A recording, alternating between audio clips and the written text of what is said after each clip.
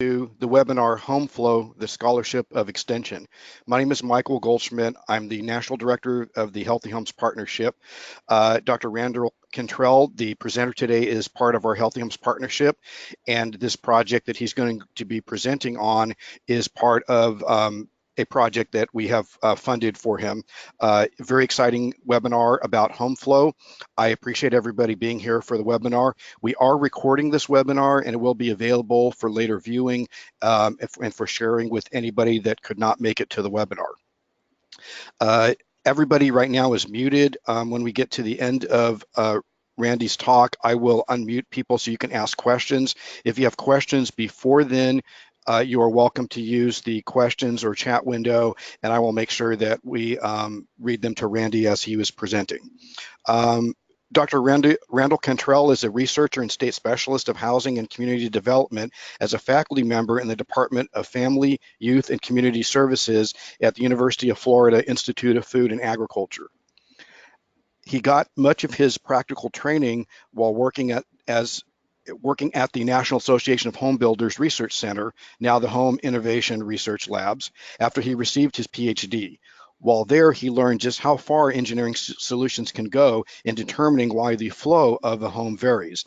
Now he seeks to hone in on the remainder of the reasons of why homes vary in the degree to which they flow using social science methods. He sums up the motivation for his work by saying it cannot all be about the gadgetry and technology. Eventually, the variation in the actions of the occupants must be accounted for. So it is my pleasure to welcome Dr. Randall Cantrell. All right, Michael, thank you very much. I appreciate the opportunity to explain where I've been taking this Homeflow notion.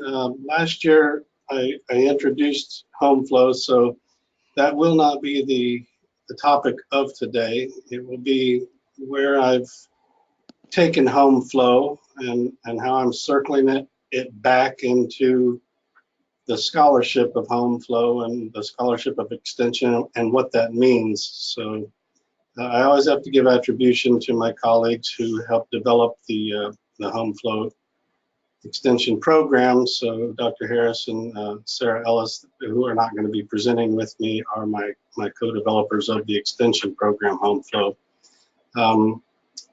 If you want to go back and see what I presented last year, it is certainly on the Healthy Homes Partnership website that Michael mentioned, where this will be and where some of the Homeflow videos are housed. However, today I'm just going to give you a little background and then we'll go right into what the Scholarship of Extension means to me and hopefully to all of us.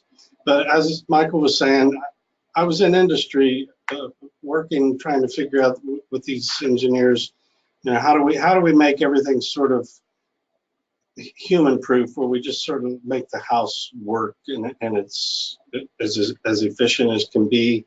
And I got to a point where I realized we've gotten it there. They called it toward net zero.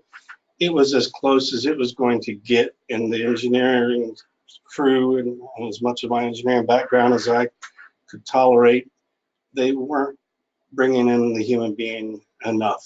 So I came back to UF, where I had been as an undergrad a long time ago, and I published Homeflow in Housing and Society, the analysis of the home living situation. And there I established a theoretical framework, and that was for the academic research part of my appointment, and then started working on the extension part of my appointment, which much of it was through the grant-funded database Homeflow extension curriculum we're talking about. And that allowed me to start gathering data points so that I could empirically test the theoretical framework that I had posited in the journal. And we want to see, to what degree is something in theory aligned with something in practice, and how much are they misaligned. And it would be infeasible for me to try and test that entire theoretical framework. So Homeflow is only going to be testing elements of it from what I'm able to do. My data set's not perfect, but hopefully other people will be able to help me test other parts of the framework. And then afterwards, from here on out, we'll have a theoretical and an applied framework of Homeflow.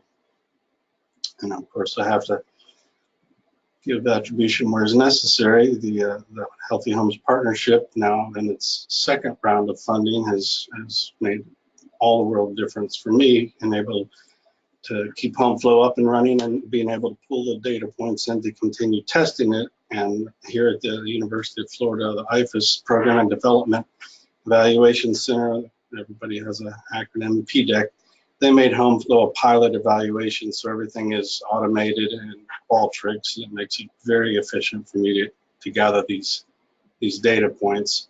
What I'm hoping not for today is anybody to sit back and say, have you thought too deeply about this approach and that approach? This is simply my notes scratched out on the back of an envelope for where I am going to go with the Scholarship of Extension when I publish it. I haven't even begun. I just said, okay, I'm going to scratch some notes out and I'm going to share it with my colleagues, and then I'll start. So I'm sort of doing it backwards. You're really supposed to publish it, and then you're supposed to say, okay, here's what I published. I understand my horse is probably before my cart, but that's, you know, my impetuosity. And then some probably didn't even want to get on today because they're sitting here thinking, oh boy, what's he into? So I won't go over your head. I'm going to gloss right over some of the mathematics, because that's not what we're into today. I just want to sort of give you the overview of where I'm going, and you can read about it if you want to read about it when it comes out. But I want you to sort of sit back and get the big picture. If you have, you know, everything has to be evidence-based, so if you have the research that's fueling your extension, you have to eventually tie that extension back around and publish it and put it out there for the world to see, and that is closing the loop on the Scholarship of Extension. So that's where we're going today. So for me to even begin to fathom that flow has anything to do with me would be a wild hallucination. Mihaly Csikszentmihalyi, I'll do the best I can there, came up with flow, Eastern European psychologist in the 70s, and I stumbled upon it and just fell in love with it. And basically, he's aligning on the two axes, maximum challenges for you and maximum skill sets for you being aligned, where you have high arousal, you're highly interested, and you have high control. You're able to control your interest, and you're highly, I think in one instance he uses, for those who have any background in downhill skiing, you don't have time to sit around and think about things except how to get down that slope and how to embrace the pure enjoyment. Anything else that comes into the skill set required and the challenges required and the enjoyment required to get down that ski slope will cause you problems getting down that ski slope. That is when you're in a state of flow. A mother nursing her third child, you know how to do it very well. You're not concerned you're doing it wrong, but you really don't have time. I mean, some of them can smoke a cigarette and talk on the telephone and this and that, but you really don't have time to do a whole lot except nurse that child. You're in a state of flow. So I simply took his wonderful theory and I said, what about the home? Why is the home falling apart in disarray physically, emotionally, in every which way? And we have all these divorce rates and all this and all that. Why can't the home be in a state of flow? And that's where I started being wondering about these connections between the health of the home and those who reside in it. And I don't care if you call a home a bridge with a grocery basket underneath. You can call your residence or your shelter, whatever you want to call it. The energy, both personal inward energy and the actual energy that heats or cools the home, and the functional efficiency of how that home is run, how the home is maintained, or how upgrades are done to it, the way the family operates that residence, the communications that take place between those who reside within, and the safety routines and the practices done within. That's what I'm referring to when I talk about Homeflow. And then you can see the publication that I referred to that came out in Housing and Society. Earlier on, we were mainly a print journal, and then we went online. So that's why you see the two different dates there. I'll blow this up in a bigger version so that you can actually see the summary with the theoretical model, but that's where it all began. So essentially the theoretical model is saying that when the US household owners were sampled, where you have variation between how the homes were built and how the behavior of those residing in the homes varied. And they said that they believed that improvements within those three constructs in the middle, minor home conservation, basic energy upgrades, whether they be practice or products, family operations, how the family conducts its affairs within that residence, and maintenance, how the home is maintained, should result in stronger families and communities and financial times and financial savings and time savings. That was what came out of the academic study. So that's the theoretical model, and that's where I began for a 2-year extension. Anybody that's been around the block understands you just can't jump into extension. It's a whole nother ball of wax trying to make extension work for the folks out in the field. So it took a while to take this academic program, and it took those colleagues of mine to turn it into what you're about to see now, which was a full-blown turnkey curriculum for extension, where we had all the materials professionally done. We had all of the pocket fold-outs, checklists people could carry with them. We're working essentially for a client. Habitat for Humanity was our initial client, driving all of our direction on this. We had the tri-folds so that everybody could sort of pass it out and let everyone see. If you wanted to put your own name and place right in the middle here, that was a possibility as well. And then it eventually ended up where all good things end up, in our bookstore. So you could get your startup kit, you get your 10 workbooks so that your participants in the class can go along as you're giving the presentation. They can do their interactive exercises. You have your 25 fold-out pocket pamphlets so the participants can track their progress, and then you have the flash drive so that you can have all the presentations right there for either you to do the presentation or for you to allow us to do the presentation. It's as interactive as you choose or need it to be. And I think they have a one-time $99.99 charge, or however they want to set it up. But essentially, you have a video production here of 2.5 hours, and you can see how it's laid out. It comes out with something to do with my background, which is housing and community development, then my colleagues, which is marriage and relationships. So we keep bouncing back and forth. Communication, then we come back to the home, then we go back to communication, and these are all video segments. Then we go back to the home, then we go back to how do you take care of those in the home, then we come back to another module of taking care of the home, then a third colleague of mine, she talks about, she's more into finances, then we go back to an example of how to make an upgrade to the home, and then we have built-in evaluations. And then this is my note where I have to make sure and let you get a feel for how those videos work, because if you don't feel comfortable teaching housing, then I'll teach it. Home is physically healthy, switching gears from emotionally healthy because it breathes. I know that sounds a little different, but let's talk about how a home breathes. Here's the graphic, if I can slip out of your way. Here's all these design features the engineers and architects build in, if you have a fireplace, maybe in Florida, And we go on and we teach it. I know that might have been a little tricky. I'm not sure if my volume was adjusted correctly. If you're not familiar with marriage and relationships or with communication, then toggle over to the video. I'm sorry, that video went one, two, many. You can toggle over to the video and let my colleague.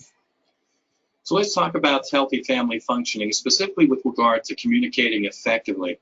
You can see that from some of the things that Dr. Cantrell talked about, that there could definitely be a lot of communication issues around physical maintenance of the household. We want to talk about communication in general, so that regardless. And then he'll go on. So there's some people who are more versed in one area than another, so you can toggle in and out, back and forth, however you want to do it, and eventually you can teach yourself to do this entire program yourself. But meanwhile, if you don't know finances, Sarah? So you just heard Dr. Cantrell, and he has some really good points there. Sounds really great, but our budget is a little tight, or my budget is tight. So how can we do these upgrades? Well, I'm going to talk a little bit about healthy family functioning and family finances. She's a specialist in finances. So the point being is, you don't have to know anything. You can be fully a facilitator, or you can toggle back and forth in between any of these topics in order to teach that. But that's not really the point of today. Homeflow is a separate issue. So you have your built-in evaluations, and that comes with the program.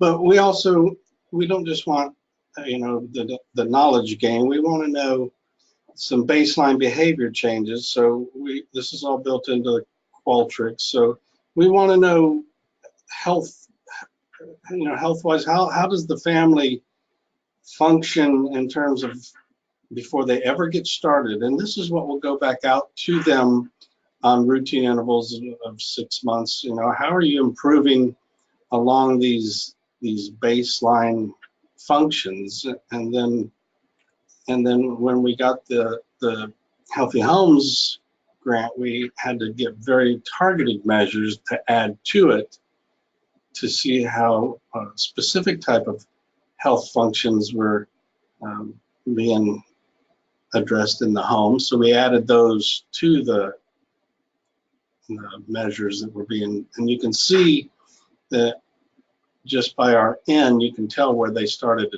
to change. So the 50s are the newer ones that have been added versus the older ones that have been going on. But we're all in the right type of range mean-wise. I mean, there's room certainly for improvement, but it's not like they're missing on the 1 through 5 scale by a mile. I mean, even on the reverse code, open windows when it's humid outside, which we obviously wouldn't want them to do, so we want them to be down toward never in the 1.98. So you can see that this is my dashboard of knowing that there's room for growth, but yet at the same time, there's not a great deal of alarm. You can see these are constructs of family out and maintenance and energy conservation. So this is just my way of seeing what's going on in the greater scheme of things, and I know that we're on target. We're moving along in the right direction.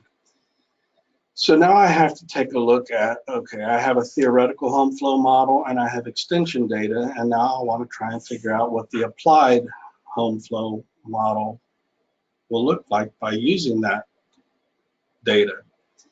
So I go back and I look at what's inside that circle, those constructs, those 3 constructs of minor home conservation, how the family operates, and the maintenance. And those are the what can be altered, what you can shake things up, how people can change their behaviors. So that's what I'm going to look at. Those are the 3 targeted functions that I want to change, or I want to see how they can be changed. They're the independent variables in this particular instance known as factors, because I'm using factor analysis to crunch down a whole bunch of data into a little bit of manageable data so I can measure it or alter it in an effort to see the degree to which a home flows. And we have two ways that we measure it. We measure knowledge gain when they take the evaluation. We ask them knowledge gain, and we ask intent to change. And the way we do that is we first ask them all the questions. We ask them, to what degree do you understand? And we come back and we ask them all the questions again. These are both pre and post tests. So you ask them before they start, and then afterwards you ask them the same question, and then you ask them, I am confident I can. And that's a small, slight difference, but it's the difference between an intent and what we used for all of our calculations was I am confident I can. And I'll explain that in a little more detail here as we go. So for the minor home conservation, the independent variable factor 1 on that 1 to 5 scale, all these were for the intent to change. I'm confident I can save on electricity and water costs. And these are really big ones, 2 and 3, because they don't just go around on common dinner table discussion topics. I'm confident I can understand why balanced air pressure is important to the health of a home and its occupants. People don't go around talking about balanced air pressure. That is huge in our world, for especially where we target the preponderance of our education for Habitat for Humanity, for people to come in and get a 0% interest on a 30-year mortgage to get their first home, to be telling us they are confident they understand something about balanced air pressure. We feel very good about that. And confident I understand how indoor air quality affects the health of a home and its occupants. Those two indicators to us mean something, whether they are saying that, those are gaps, that's a pre-test and a post-test on the intent to change, that's the confident. With a Cronbach alpha of 0.9, so we can say with 90% reliability, obviously between the 105 samples, some didn't answer the question or whatever, for 89 respondents, we're 90% reliable that we're able to measure minor home conservation with as few as 3 specific, very accurate items. Those 3 items really get at the notion of minor home conservation. So we know that we're able to see that these folks are really growing and their ability to understand the healthy home concept. When we get to the family operations, we have a ton of items in here. We have 3 times as many items, so we have redundancy. It's easy to see why our Cronbach alpha is so reliable.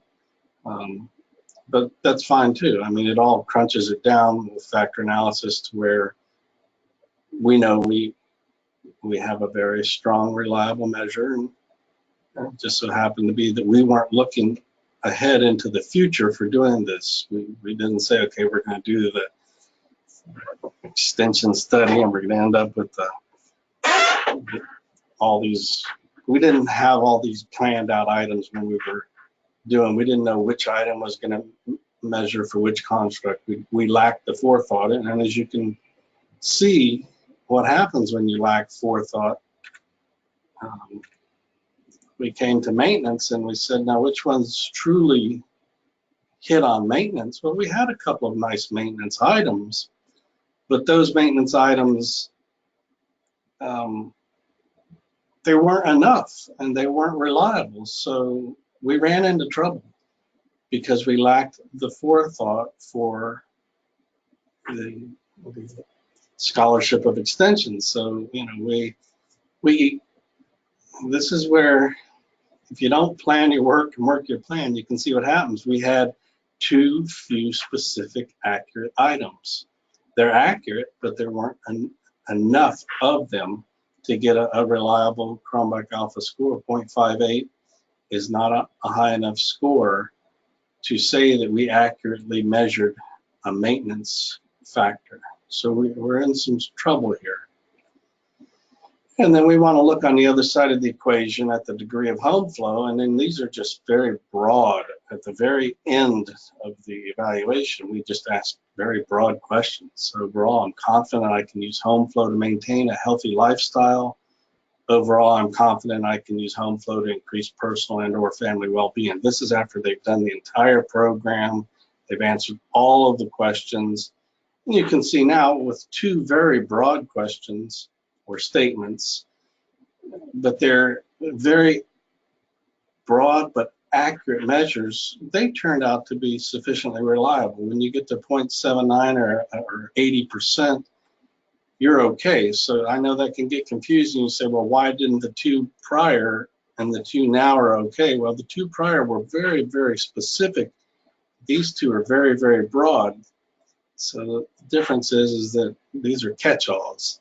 The two before that weren't quite catch-alls in the least. So we're asking ourselves, to what degree did the three constructs in the circle impact how a home flows?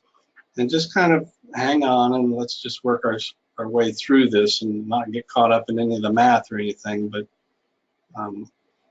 you can write an equation for the theoretical degree to which a home flows, or the degree DHF to which a home flows. It can be written as some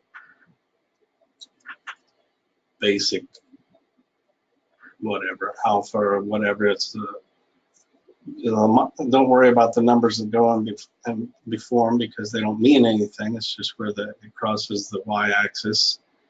But the minor home conservation plus another basic number that goes before family operations plus another basic number that goes before maintenance plus some error term, and that's getting at a linear regression. So when you actually put that in SPSS or whatever you use, it tells you the degree to which a home flows crosses slightly above the 0, 0 XY coordinate where it starts, and you have some number 0.43 times minor home conservation, 0.47 times family operations, and then 0.00 times maintenance plus an error term. And the reason you have this 0, maintenance, as I was explaining to you, we had trouble because maintenance was not did not reliably operationalize the construct maintenance because it was only a 0.59 Cronbach alpha. We can't use that. That's not reliable. So we have to take maintenance out of the equation. So the degree to which a home flows is 0.02 plus, this is just coming straight out of the computer, 0.43 times minor home conservation plus 0.47 times family operation plus some error term, and maintenance now has to go away because it wasn't reliably measured. So the computer tells you have some adjusted R squared, and it says that it's 62.8%, which represents the degree to which homes vary, or the variation in how they flow, or DHF. So 62.8% variation is composed of two factors: family operations, and this is really an eye-opener. It hurts me because I guess I still am hung up on ego, but it took me a year to go down the hallway to my colleague, Dr. Harris, and say, listen, home flow is not taking off the way I'd like it to, and I think it's because I need you to assist me. And I never thought I would ever work with a professor of marriage and relationships. And when I did, Habitat really came to me and they really explained, listen, what you have done with energy and upgrades, which is my field, we already have that. And what you've done with relationships and marriage, we could gain access to that. But what you have done by packaging those subjects together in a video-based format is absolutely revolutionary. We don't have access to that. And now what I have found is that my colleagues' material is really what's happening inside that house with those occupants. You know, I almost have 2/3 explanation of the variation in how a home flows. And the operations, though, you know, some of mine and some of his, is about 55% of that 62%, 63%, about 55.5% of it is falling back to family operations. And where I was originally thinking that the home flow really mattered was the minor home conservation and the maintenance, which I can't say about maintenance because I didn't measure it properly, but it's a very low 7.3. So you can see that from the data that's been collected, resoundingly, it is what goes on inside that house. And my point is, if you are putting out fires and constantly trying to control arguments, fights, disputes, quarrels, where is the home ever going to get a chance to be maintained and or upgraded? When does that home ever get its physical care when its emotional breakdown and maintenance is constantly at the forefront? And that's what this equation is telling us. Number one is telling us the preponderance of the degree to which a home flows is the daily issues that keep that home out of balance with family operations. Then if you can get that balance in check, then you can start worrying about how to take care of that home. But when you go to sell the home, if the home's not taken care of because you're constantly out of check with the balance of the occupants in the home, you're going to have to pay a lot of money to get that home brought up to where it needs to be to sell it or to move. And people are moving. That's just the way it works. So it appears that the model supports the data supports the family operations, resulting in increases in stronger home occupant relationships, which doesn't necessarily translate as stronger families, which is what the model originally said, because that was not specifically how the items were measured. And that goes back to when Habitat became the number one force as a client. They said, we really feel that you are stressing in your videos the traditional family, and we need to let you know that we have 85% single mothers as our traditional client that is occupying our new homes with our 0% mortgage for 30 years. And if you look closely at the data, we believe it will behoove you to go back in and redo your videos, because nationwide, we feel not just Habitat, but as a whole, the US probably has a similar type of demographic. And that if you would take away the traditional family that you're gearing toward, and you would just speak to a less traditional family, you would have a more generalizable video. So we went back in and we stopped speaking about the traditional married family with the traditional children and this and that, and we started speaking about home occupants. And so the theoretical framework necessarily has to be modified and adapted to account for the fact that we're not talking about stronger families anymore. We're talking about stronger home occupant relationships.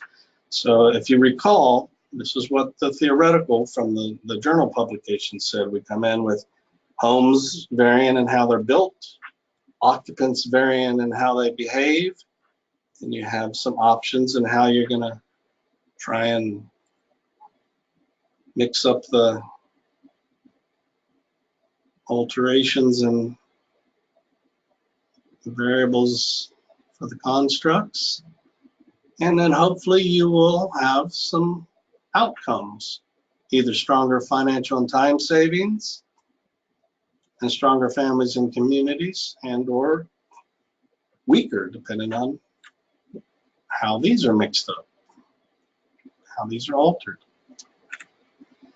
So to what degree do these three constructs impact how a home flows? Well, the preliminary data, as I suggested earlier, family operations appear to be showing increases that have fit the applied model to show increases in stronger home occupant relationships, not stronger families.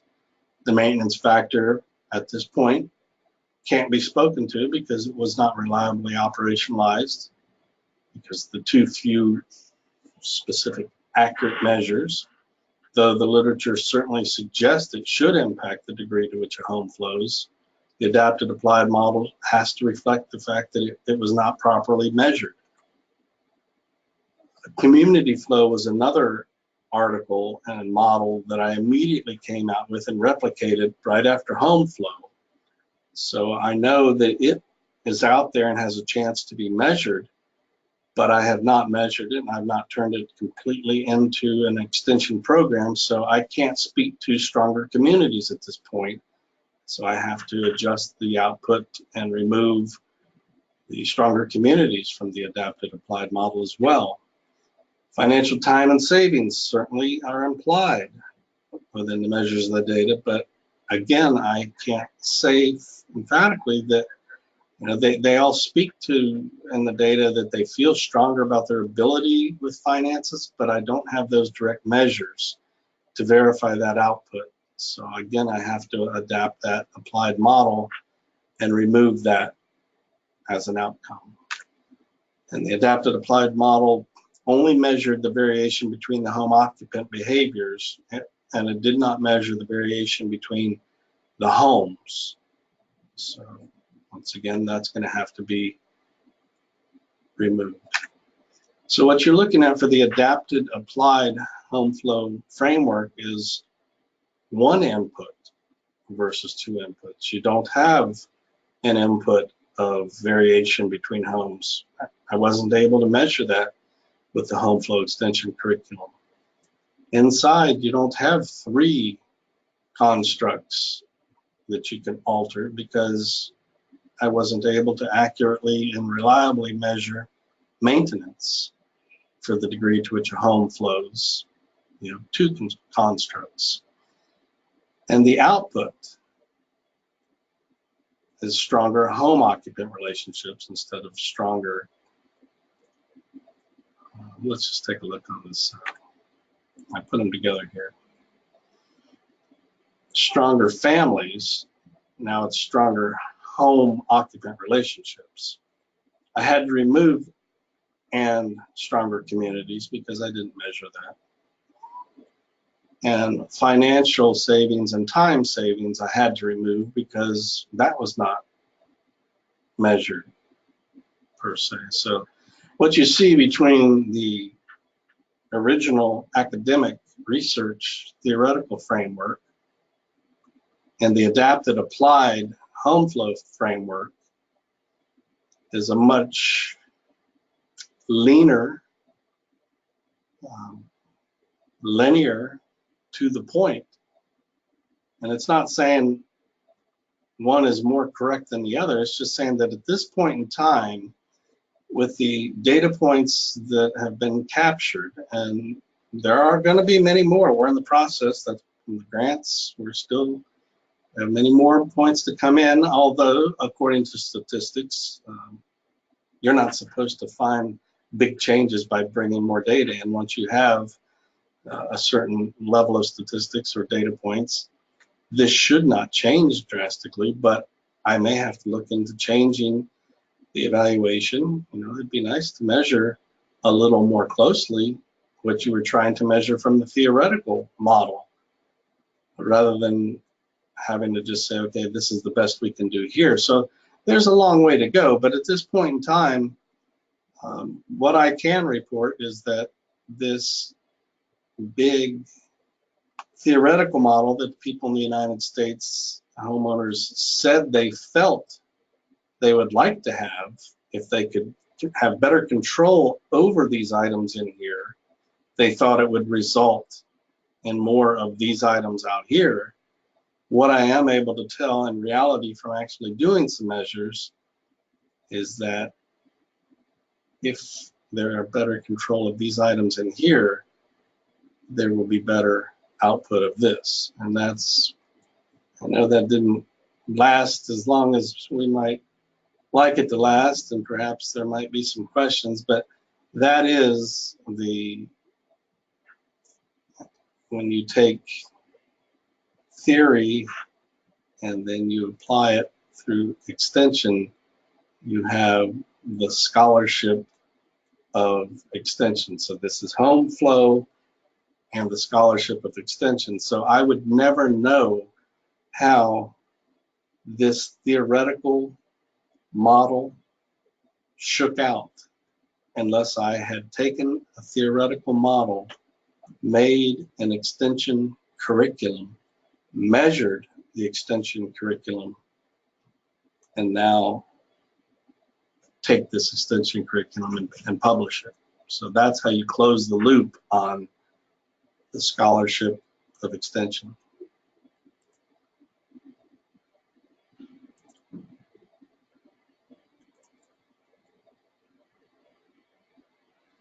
It's a lot, I know, probably. Go ahead, Well, Mike. Randy, that's a fantastic presentation. For everybody else that's on the webinar, I actually had been to a webinar and I think a face-to-face on Homeflow, but this is the first time I've actually seen the analysis that you've done in the data collection. It's really fascinating. And again, as you said earlier, some of your preconceived notions of the results actually changed as you started to collect data. So it's really great to see. I'm going to go ahead and open it up for questions. Let me unmute everybody real quick here. And you are welcome to ask Randy any questions you have. You're also welcome to use the chat window to ask any questions. So everybody who is unmuted, please feel free to ask questions.